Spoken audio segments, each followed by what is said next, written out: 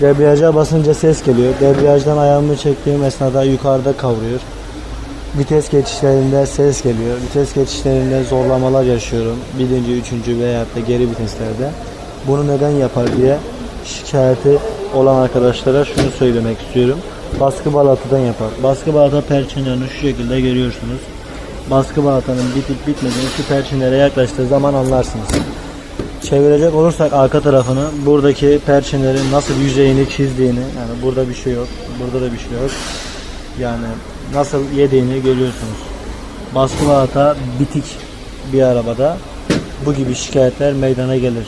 Zaten baskının yüzeyinde çizmiş, bayağı belirgin bir şekilde görüyorsunuz.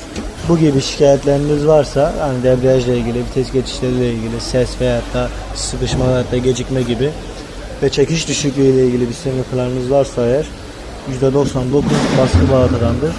Şu şekilde perçinlerini görüyorsunuz. Normalde bu derecede olması lazım. Bir kısmını yemiş, yani ön yüzeyi bastığı olan kısmında bir şey yok. Bu aracın baskı balatasını değiştirdik. Tertemiz oldu.